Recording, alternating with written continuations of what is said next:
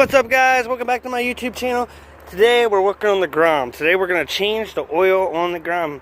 So we're about at 2,500 miles and I want to change it just because I want to freshen it up for this summer's riding season. So my GROM is a little different than everybody else's. Pretty much the same idea, but I have an oil filter. So right here is where my oil filter is located. There is 2 Allen keys holding it on. We'll be doing that last, but first we're going to remove the fill plug to get a nice vent. I'm going to lay your fill plug to the side. As you can see, mine's cut because I have a sight glass aftermarket. But here's your drain plug. You're going to want to drain your fluid out right there. I'm pretty sure it's a 16 or a 17. We're going to remove that. We'll drain the fluid and we'll be back. So see you in a minute. Alright, so it was definitely a 17 millimeter. We have our loose. First, I want to wrap a rag around my exhaust so I don't get oil in my exhaust. So I'll be right back. So here you can see we have a rag wrapped around the exhaust just to protect most of the oil from going on. I'm sure a little bit of oil is going to hit it just at the angle that it sits. So I'm going to drain this oil and I'll be back so I can tilt my bike to the side. But real easy. That oil definitely looks gross. Definitely time to change it. So I'm glad I did that. It should run great now. So I'll see you when this is done. Okay, and while that drains, I'm going to go ahead and remove the oil filter. You just need a little Allen key I'm using right now. I don't fucking know what size it is. It's a 532s. I already cracked them loose. Now I just need to unscrew them out. And hopefully Brad don't drop the bike. He's leaning pretty good. It's easier with 2 people so you can keep your bike tilted to the side so all the oil drains to the side. Don't drop it on me. You're getting pretty close.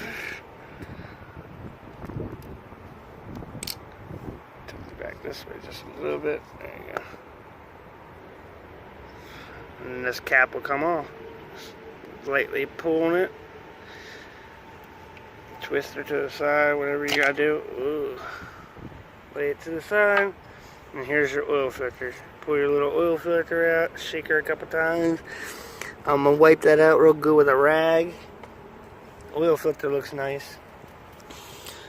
Make sure you don't lose your spring that's in there that holds the filter. And then here's our new filter. I'll get you the part number. I bought these from some kind of Honda motorcycle dealer. Bought them in bulk. Part number out here for you. So here's your part number. That's what you need. It took me forever to find it, so there you go.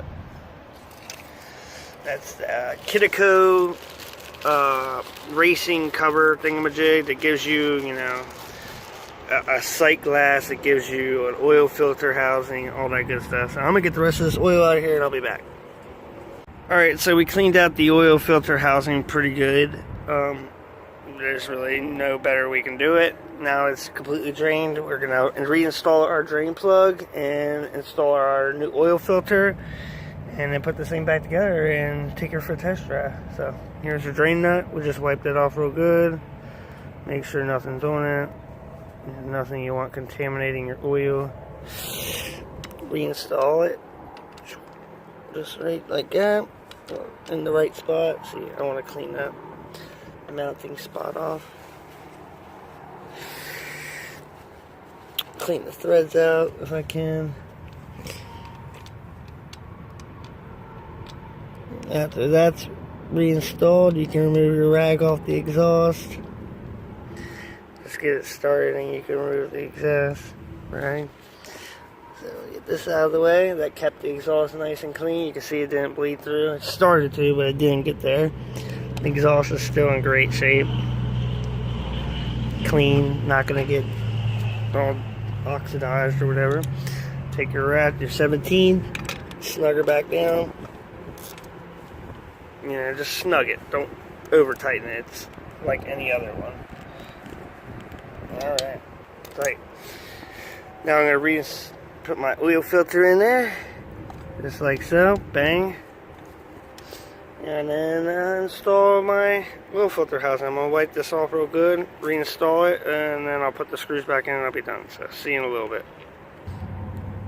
Quick tip of advice, this hole right here goes inside of this hole right here.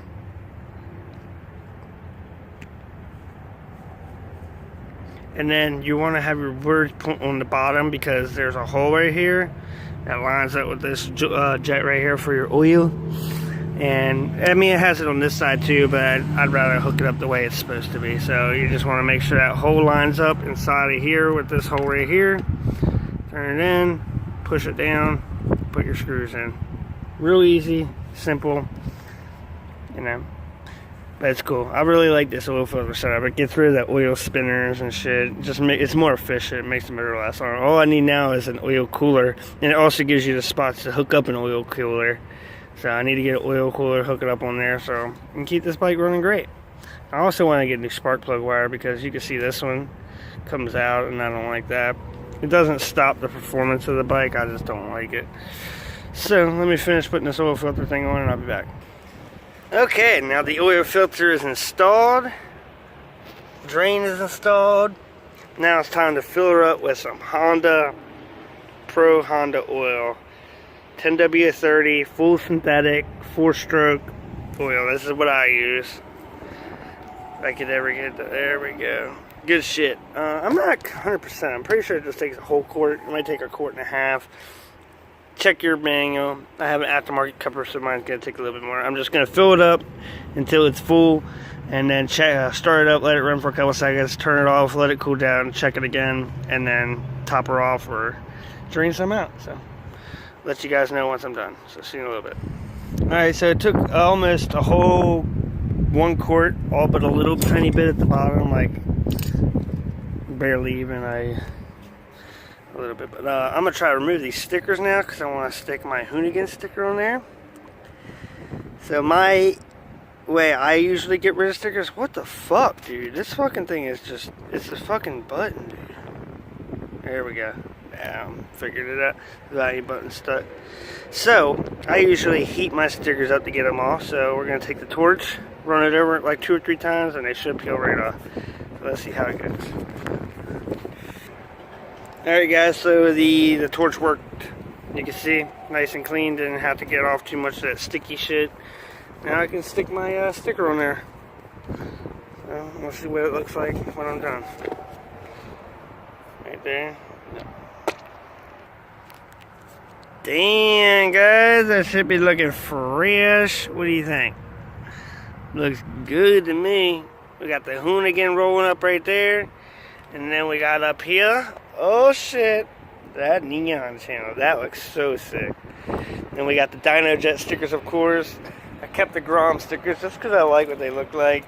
We got the MNTBHX, I forget what that stands for, but it's some big bore kit, motherfuckers. That's where I got my big bore kit. Go BHO Bananas because, you know, dab for life. Same thing with this guy. Fooligan's favorite YouTube channel, Monasi. He used to be cool back in the day. And we got the Dyno Jet wideband power commander under the seat. She looked great though. The stickers look nice.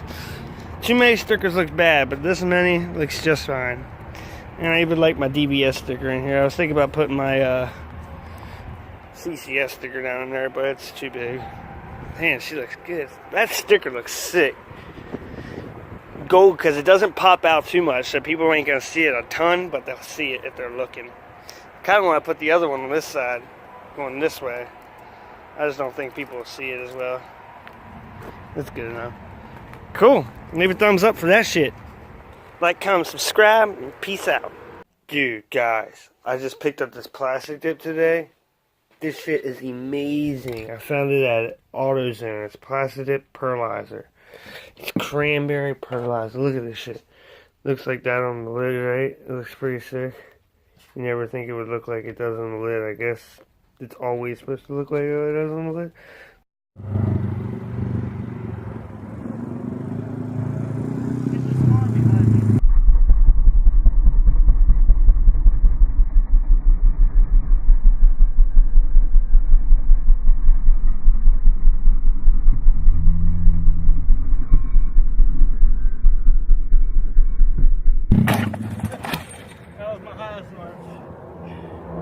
That was scary.